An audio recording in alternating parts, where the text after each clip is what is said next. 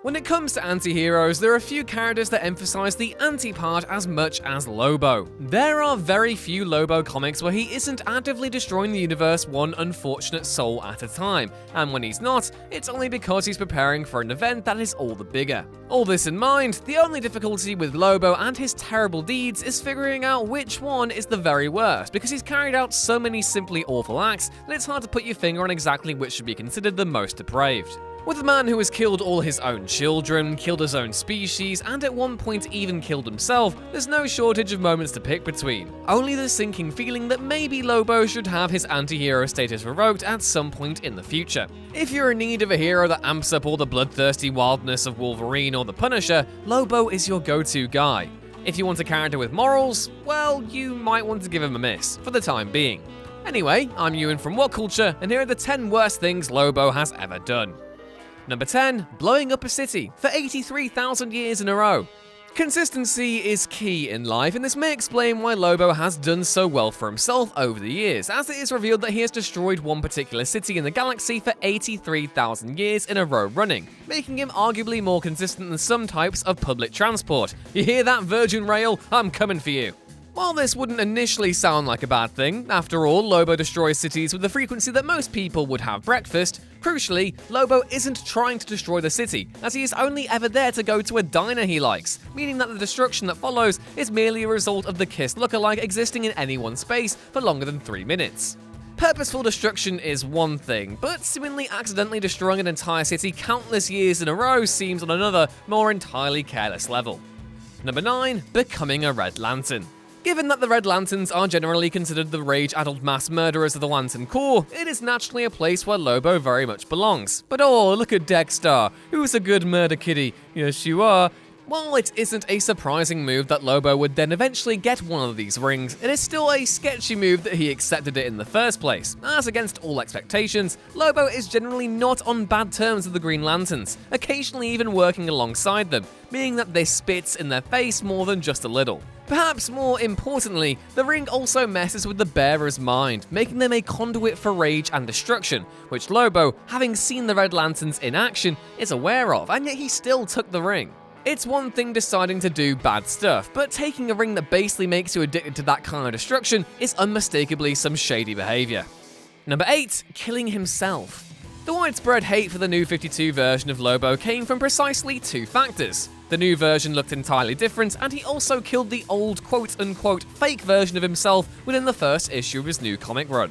Nicknamed Twilight Lobo, this version of the hardcore assassin managed to have the murder of his old self be basically the worst thing he ever did, which, by Lobo standards, is a categorical letdown.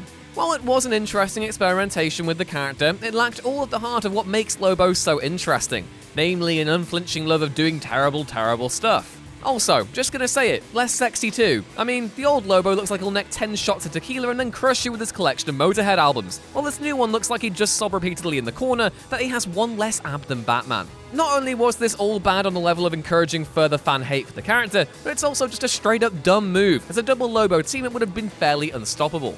Number 7, destroying a peaceful alien race. If there were ever a proper way to contextualize how straight up insane Lobo is, it would be the knowledge that once, just hearing Lobo's thoughts drove an entire planet mad.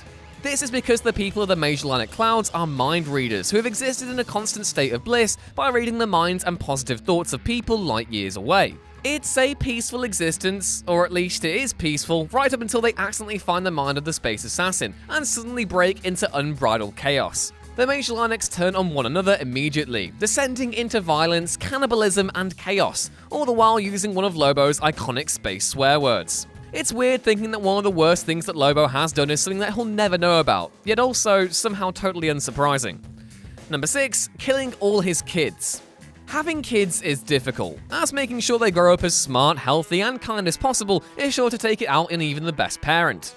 In order to skip this process entirely, Lobo decides to kill every single one of his many, many children, after discovering he had been a deadbeat dad to an entire army's worth of kids for most of his adult life. And murder he does, graphically and gruesomely dismembering each of his offspring with an unmatched level of malice. It's as though Lobo personally blames each of his children for existing and decides to punish them for this awful crime by ripping them limb from limb as painfully as he possibly can. After a dramatic and gross fight with his eldest child, Lobo finally gives one of his kids some credit, admitting that he was pleased she took after him in stubbornness and fighting abilities. By this point, however, he had killed her, which does take most of the warmth out of any kind words said. Number 5. Killing Santa. Establishing for now and forever that Lobo is here to ruin your fondest childhood memories, the Lobo Paramilitary Christmas Special sees the anti-hero take on Father Christmas for minimal reason other than to spite kids all across the world. After being paid off by the Easter Bunny to take the face of Christmas down, Lobo goes on a full guerrilla mission to destroy Santa Claus, complete with a bloody knife fight that sees Lobo behead cheery old Saint Nick, and thereby depriving all of us of a sequel to the Christmas Chronicles. You monster! It's a mixed beast, as while it is funny to watch Lobo and Santa exchange festive punches, the whole comic does suffer from the overly edgy feeling that does put many off the character as a whole. That said, you also get to see a drunk Easter Bunny and a cigar-chomping Saint Nick, so it's not all that bad. Number 4. Killing the rest of his species. Given Lobo is supposed to have his vaguely heroic moments, it seems super weird that his backstory literally involves him wiping out the entire rest of his race, the Zarnians, literally just so he can have the bragging rights of being the last of his kind. Interestingly, this plot involves the easy-to-hate anti-hero creating a specific type of murderous wasps that are genetically coded to kill every Zarnian but him, meaning that Lobo may actually be much smarter than we give him credit for.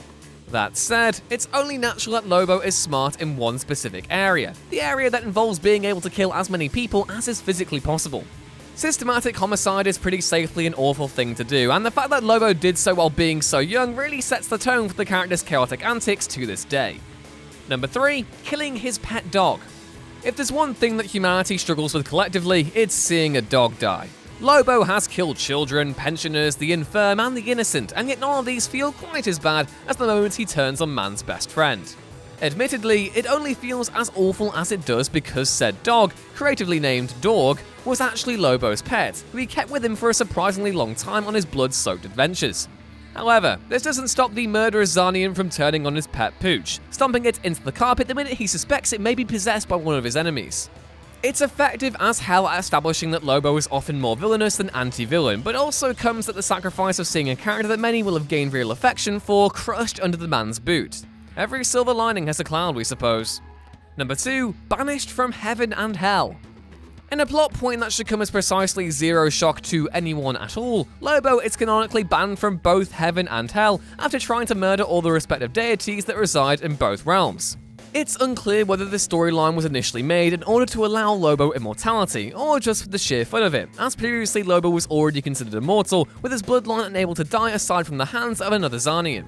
But either way, being so rowdy that you're actively banned from the afterlife is both classically Lobo and also absolutely insane and awful. Hell is where you are supposed to go when you do bad things, not be a place you are barred from when you do so many bad things there that they can't even let you stay. Although it is admittedly incredibly impressive that Lobo has managed to be bloodthirsty enough to be banned from the land of the demons. Number 1. Making Zatanna kill her dad. Reign in Hell was an unusual comic to feature Lobo, partially because it centers around Neron, a demon who has zero to do with Lobo, and partially because Lobo is canonically supposed to be banned from entering Hell in the first place. Yet Lobo appears, and true to his nature, begins an all-out slaughter, which includes beheading the sorceress Zatanna's beloved father. It's a brutal death, made all the more brutal by the fact it's actually his second death, with Zatara being in Hell in the first place because he had been killed by a creature known as the Great Darkness. With his second death about to send Zatara to eternal torture, he begs his daughter to send him to the Abyss, effectively destroying his ability to be summoned or to exist anywhere else. Zatanna agrees, and then watches her father die for the 3rd time in a row, which has got to be a pretty rough hat-trick. Hello YouTube, we're turning things up to 11 with the launch of What Culture Music. It's our brand new channel featuring all those lists you just can't get enough of, including creepy hidden messages in your favourite pop songs, as well as radio-friendly songs that detail literal murder. That's as well as Chatty Faces, where we get personal with you on our sordid musical tastes, in-depth discussion podcasts, and we're even doing quality fun stuff like tournaments and quizzes too. There's going to be something for everybody, so come on over and make some sweet music with us. Or just watch the videos, that works too. Like, share and subscribe at the link below, and we will see you there. Bye. And that was our list. Know of any other great gruesome moments from Lobo's past? Let us know in the comments below, and please be sure to like and subscribe if you haven't already, as it really does help us out. Catch more articles like this on whatculture.com, more of me on Twitter @YouRuinsThings, and I'll see you next time. Bye!